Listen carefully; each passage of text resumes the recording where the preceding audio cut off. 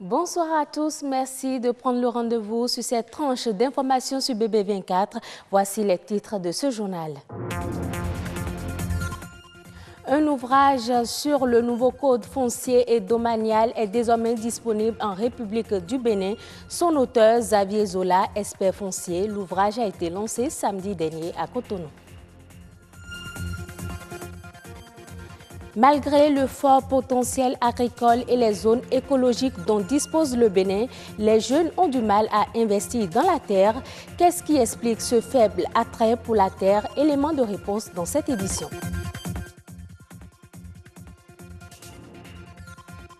Les enfants de plus en plus touchés par les problèmes liés à la vision ou encore à l'audition. En prévention, un dépistage gratuit a été organisé pour les élèves de l'EPP de Bégamé. Bonsoir. Un ouvrage pour tout savoir sur le nouveau code foncier et domanial en République du Bénin. Le chef-d'œuvre est d'un jeune expert foncier. L'ouvrage lancé samedi dernier fait le tour de l'emblématique sujet des litiges domaniaux et des dispositions à prendre pour les éviter. Compte rendu, Jules Akweikou, Roch Aurélien Akweinou. Maison à vendre. Que vient contredire un autre? Maison à ne pas vendre. Et le premier plus dissuasif, dessin à l'appui, danger de mort. Une première de couverture qui semble tout dire en peu de mots et d'images. Réforme foncière au Bénin pour vous et moi. Pour vous et moi, comme pour dire que tout le monde est concerné par le sujet. À travers cet ouvrage de 80 pages, l'auteur fait une incursion dans un délicat univers problématique, les litiges domaniaux. L'ouvrage, en 4 chapitres, présente de façon succincte l'essentiel du volumineux code foncier. Nous n'avons pas affaire ici à du copier-coller. Si vous pouvez, en 1 heure ou 2, 3 heures de temps, en une nuit, vous enfermer et lire le bouquin, ce sera vraiment intéressant. Mais vous pouvez aller directement donc à ce qui vous concerne ou concerne peut-être votre dossier que vous aviez déposé quelque part pour acquérir votre titre de propriété sur une parcelle, pour rapidement prendre connaissance, afin que les faux frais que les gens créent ça et là ne vous incombent pas ou ne vous tombent pas sur la tête. Dans un français facile, une démarche pédagogique d'explication et d'interprétation du nouveau code foncier, Xavier Zola veut sortir le propriétaire ou l'acquéreur de parcelles au Bénin de la sous-information préjudicielle à son investissement.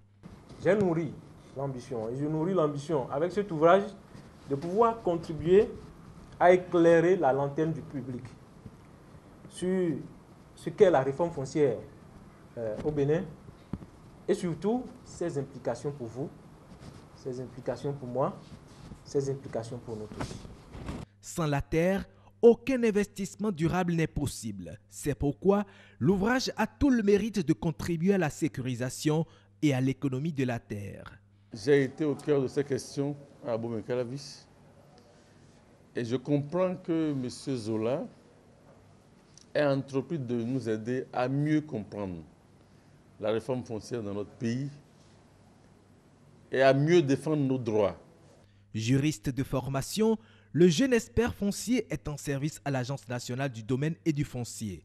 Il a participé à la mise en place de régimes fonciers dans plusieurs communes du Bénin. Par cet ouvrage, Xavier Zola apporte, comme ses aînés dans la littérature sur le foncier, une pierre à la construction de l'édifice Zéro litige domanial au Bénin. L'entrepreneuriat agricole, une arme stratégique pour vaincre l'insécurité alimentaire et les problèmes d'emploi. Malgré le fort potentiel agricole et les zones écologiques dont dispose le Bénin, pour inciter les jeunes à s'investir dans la terre, très peu s'y intéressent. Qu'est-ce qui peut expliquer cette indifférence? Élément de réponse dans ce reportage signé Bernold Djogbe, Ronald Robinson. À l'instar de plusieurs pays du continent africain, le Bénin est un réservoir de ressources naturelles propices au développement. Le fort potentiel agricole et les zones agroécologiques de ce petit État de l'Afrique de l'Ouest suscitent l'envie au niveau des terres étrangères, tandis que de jeunes Béninois désœuvrés croulent encore sous le poids du chômage et du sous-emploi. Une aberration qui interpelle un changement de mentalité vis-à-vis de l'agriculture qui confère un avantage comparatif au Bénin.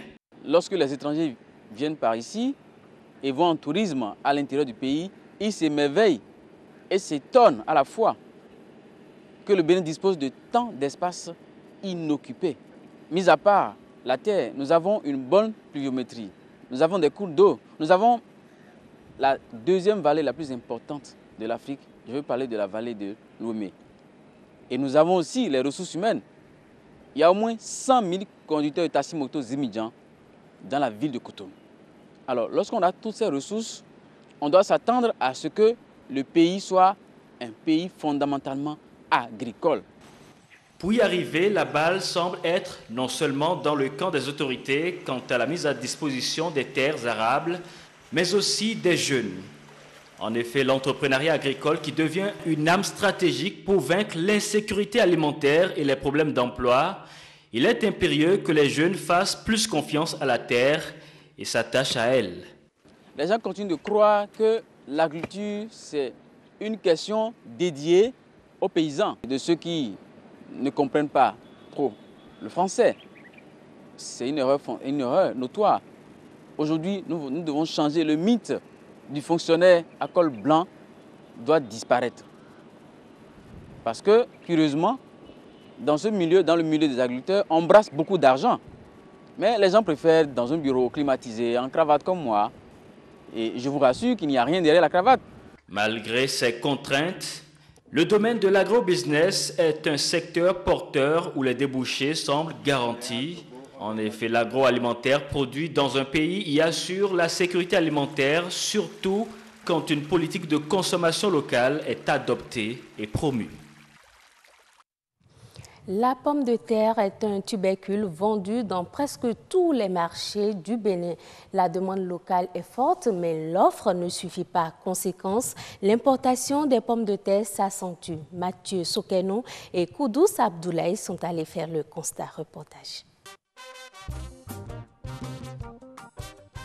Marché de fruits et de légumes, quartier vif de Cotonou. Au nombre des produits au cœur des échanges dans ce marché situé au sud-ouest de la capitale économique du Bénin, ces tubercules de pommes de terre. Nous avons deux qualités de pommes de terre. Par exemple, sa pomme de terre, on appelle ça pomme de terre importée. Ça là, on appelle ça local. Des fois, les prix des pommes de terre, ça varie. Des fois, ça là, le prix des locales, ça augmente des fois. Et l'autre, ça baisse. Des fois, l'importé augmente et le prix de local, ça baisse. Les pommes de terre dites locales sont celles importées du Nigeria ou du Burkina Faso. Celles en provenance du Togo sont qualifiées d'importées. En ces temps-ci maintenant, on achète le sac de 25 kg à 16 000 francs le sac. À 16 000 francs le sac. Normalement, nous vendons le kilo à 800 francs. Ne consomme pas les pommes de terre qui veut au Bénin, mais plutôt qui en a les moyens. C'est une tubercule qui est produite très peu au Bénin. Karimama, qui détient le record de la production nationale, a récolté 900 tonnes de pommes de terre en 2012. Une production comparée à une goutte d'eau au regard de la taille du marché béninois. Pour le moment, on n'a pas encore vendu les pommes de terre qui sont produites au Bénin. Bon, même on ne sait pas. Par exemple, ça, là, l'importé, ça vient de Lomé. Les grossistes partent à Lomé pour acheter, pour nous vendre ça. Et nous, on revend ça. Local, c'est au Nigeria, on achète ça. Nous, on achète ça chez les grossistes. La situation est la même dans les autres marchés de Cotonou.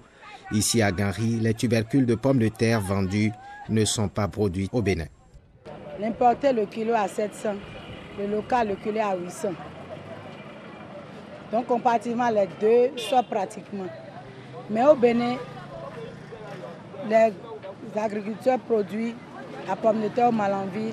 Il n'y a pas ça suffisamment sur le marché. Il n'y a que l'importé et celui de Nigeria qui est sur le marché. Presque tout le Bénin entier. C'est l'importé et le Nigeria qui couvre. Le souhait de ces revendeuses est que le Bénin puisse en arriver à une production à grande échelle de la pomme de terre, seule condition pour éviter la dépendance vis-à-vis de l'extérieur.